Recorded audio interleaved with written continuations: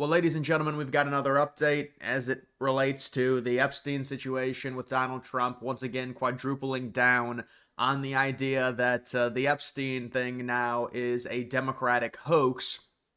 It is absolutely true that the Democrats are manipulating the situation, but obviously there are extremely angry Trump supporters, and Trump is just digging in against his own base now. If you take a look at the summary of this, once again, I mean, we're just met with another one of Trump's walls of text from Truth Social. And so you can see the summary of it. Trump is calling the Epstein saga bullshit, fumes about his past supporters buying into it. He doesn't want their support anymore. Now, there was just a recent poll that came out that said 3% of Americans thought Trump was doing a good job handling the Epstein files. And now he's saying anyone that doesn't think I'm doing a good job, they're not my supporters anymore. This is not a very good political strategy by Trump. Trump then says their new scam is what we will forever call the Jeffrey Epstein hoax, and my past supporters have bought into the bullshit hook, line, and sinker. They haven't learned their lesson and probably never will, even after being conned by the lunatic left for 8 years. And so, again, he's trying to relate it to the Democrats, blame it on Comey, Obama, whoever else, Clinton. Trump later says, I have had more success in 6 months than perhaps any president in our country's history. And so this is the problem. It's just very, very tone deaf. And we've speculated who's advising Trump. Is it just himself? Now there's people saying, and people have told me, they say, well, Trump never really wanted this released. He never really talked about it. That's disingenuous. Now, there's a few different factors that play when it comes to this. Yes, it is true. If you look at Trump prior to the election and even after him winning during Biden's lame duck period, he wasn't exactly overly enthused about the release of these files, but he said he would do it. There was none of this, oh, you know what, this doesn't matter at all, right? He has done a serious turn in terms of his verbiage towards the Epstein situation. It's not like when they would bring up the Epstein files and releasing this stuff before the election or even back in January, Trump was like, that doesn't matter. That's a Democratic hoax. Within the past few months, there's been this turn by Trump to now blame it on the Democrats, say Jeffrey Epstein doesn't matter, say it's boring. He said yesterday it was boring. I'm going to go to a clip of that.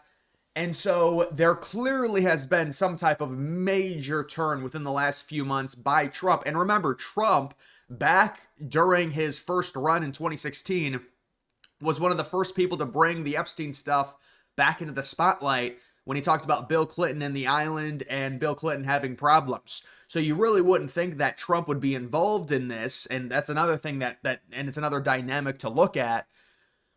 When I think I got a quote here. This is more of what Trump is saying. Bought into the bullshit. Weaklings, calling his supporters weak.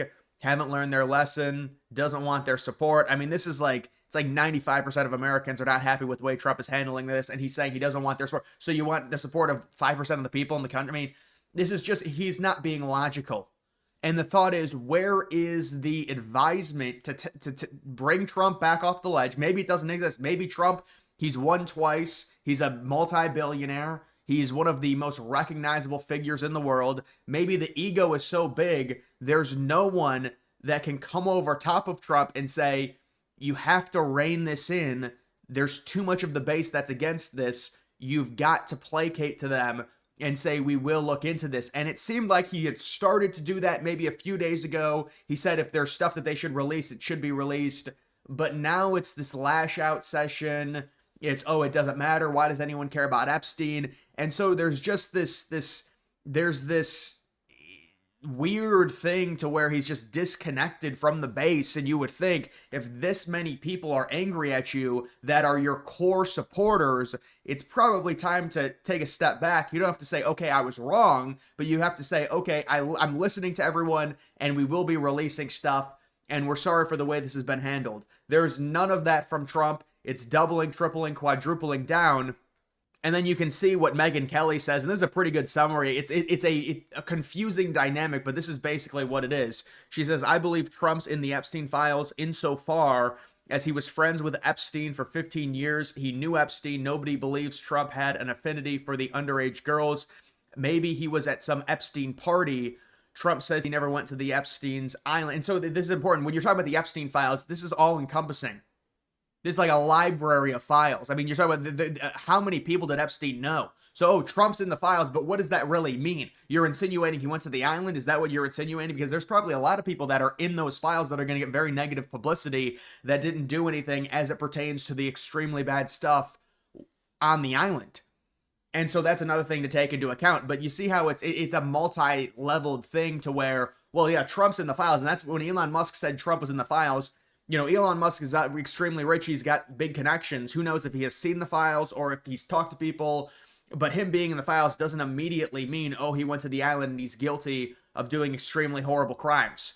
And of course, that's another thing to where it's a uniparty thing. We get into these arguments. Well, the Democrats had it. Why wouldn't they release it? Now the Democrats are doing the disingenuous. We actually care about this situation. Because remember back in, I mean, 2016, 2017, all the way up until 2025, earlier this year when it was flubbed, really all the way up until like 3 days ago, the Democrats had no intention of wanting this released because they said it was a conspiracy theory because one of the top people involved was Bill Clinton and his supposed many trips to the island that were rumored by many different people.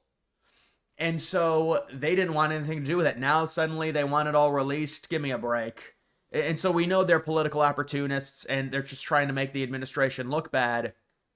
You've also got this issue with the prison video. I mean, take a look at all of this. The prison video that was recently released had almost 3 minutes cut out, not just one like the original report had said. The raw video was stitched together through Adobe Premiere Pro from 2 files. Further analysis shows one of the source clips was approximately 2 minutes 53 seconds long than the segment included in the final video, indicating the footage appeared to have been trimmed before release. Like, how do you not think people are going to find... It's almost like they made it so bad they wanted you to find this out. The file was edited and saved several times over a period of more than 3.5 hours in mid-May of 2025. So there were clips that were stitched together and there was around 3 minutes that was edited. I mean, and this is apparently edited out by the DOJ. It's not like this is just an error to where, oh, it skips 1 minute, which is originally what Bondi said. Bondi had said, well, it was just a situation to where these are old cameras, and I guess at 11:55 p.m. at night, there's some type of thing that happens to where it goes from 11:59 straight to 12, and that minute is gone. Or which you can kind of believe, I guess, depending on the system that they have. But the fact that this was edited, I mean, if this is true, I mean, it just makes the administration look worse. But also the more encompassing thing when it comes to the video is they had said immediately that the cameras mysteriously were not working, which only fed the conspiracy even more. If the government was sitting on this supposed video the entire time, why would it not be released immediately to try and quell the conspiracies? It makes no sense. So there's also that. But you've also have, this is what Trump said about it last night. You can see Ludnick right next to him. Trump saying, I don't understand why the Epstein case would be of interest to anyone. It's pretty boring stuff. So this is like ultimate gaslighting to the base when you look at this compared to what and people say, well, Trump never really cared about it. It's very important people understand, yes, Trump was more coy on the Epstein stuff, but there was no energy like this to where he's trying to disregard everyone and now say, why didn't Trump say it was some, you know, and I know he's trying to say, oh, we got in and we realized that Clinton and Obama and Comey, they all edited all the tape. Well, then why did Pam Bondi say she had it on her desk? This entire thing just makes no sense. And so obviously liberals are going to take advantage of it. And let's just see what Trump has to say here yesterday. Mr. President, I know you've urged people to move on, but I'm curious, why do you think your supporters in particular have been so interested in the Epstein story and so upset about how it's been handled? I don't understand it. Why they would be so interested. He's dead for a long time. He was never a big factor in terms of life. I mean, a long time is pretty relative. 2019, is that a long time? I don't understand what the interest or what the fascination is. I really don't. And the credible information's been given. Don't forget, we went through years of the Mueller witch hunt and all of the different things. the Steele dossier, which was all fake. All that information was fake. But I don't understand why the Jeffrey Epstein case would be of interest to anybody. It's pretty boring stuff. It's sordid, but it's boring. And I don't understand why it keeps going. I think really only pretty bad people, including fake news, want to keep something like that going. But credible information, let them give it. Anything that's credible, I would say let them have it. So Trump says anything credible, let them have it, but also in the same paragraph says, well, we don't want it. It doesn't matter. It's boring. It's very tone deaf. There's just not a lot of self-awareness when it comes to what the base and you would think people would be telling him, well, a lot of the base is against this. This is a bit of a problem. You need to come out and say you understand this and it's important that people know the truth. Even if we give them breadcrumbs, shouldn't we at least try and massage this over in a way that is not going to exacerbate the problem and make the situation worse? Because it seems like he's just making it worse now. I mean, this is a constant thing, and you would have thought there would have been some type of self-correct, but he's saying to the base, basically, you're all wrong, it's all irrelevant, it's more Democrat fake news, and then he plays his best hits of, well, what about the Russian hoax, and how does that compare to this situation? I mean, that's just a whataboutism when he talks about that. So, there's multiple problems with this and these responses by Trump, and you just have to wonder, he seems to be very bullheaded about this, and for whatever reason now it's like this huge problem, and people say, well, he never really wanted it released in the first place, but there was never this crazy rabid response until after they put out that memo. There's something on the inside that changed, some type of information, I would imagine, within the past 2 weeks, 3 weeks, whatever, because even Pam Bondi, they did the whole spectacle with the phase 1. If there's a phase 1, there should be a phase 2. They release a lot of the JFK stuff, they declassify it, that was big, and so everyone thought the Epstein stuff would be next, and it's like Trump wants to do this, it's drain the swamp, it's all this terribleness within U.S. politics, within the government, we're going to get people to pay for what they've done, and suddenly it's all irrelevant. And it wasn't like this. This was not Trump's opinion on this situation before. It is a complete change. Something behind the scenes, I would imagine, happened within the previous few months, or even last month. They end up releasing, Pam Bondi is leading us on, saying she's got all the files and all of the client list on her desk, whatever. People can debate if it exists or not, but she says she has stuff, and then suddenly we're not going to release anything, don't look here, and Trump says it's boring and it's irrelevant, and so there's just no consistency at all, and it's the same stuff to where it's double, triple, quadruple down on it. And the only thing I can say is he did say, well, if there's anything there that should, if there's anything, you can release it. So maybe there is a little bit of, they're going to start releasing stuff. I know Laura Trump said they're going to be releasing stuff. There's been some movements in terms of Congress, some of the Republicans saying there needs to be things that come out to try and smooth it over a little bit in terms of the administration gaining some trust back with the base. I mean, this is one of those things to where, well, do you wait 2 or 3 weeks and then people forget about it?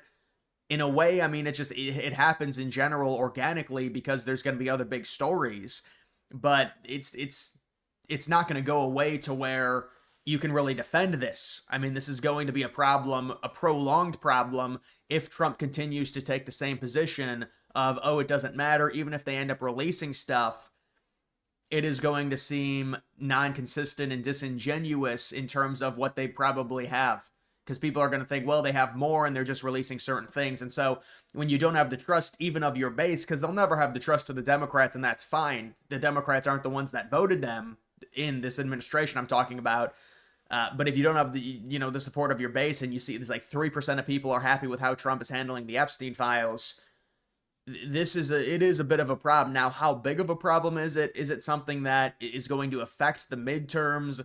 Is it something that, because right now we could say, well, we're talking about a very micro situation happening right now that maybe will have an immediate effect to a degree on Trump's approval rating, but when you're talking about months down the line, it's not going to be a problem because there's no big elections, and you could say it's kind of irrelevant. But the issue is you've got this other Elon Musk party. If it happens, they're definitely going to run on the uniparty problems, and this is a big uniparty issue.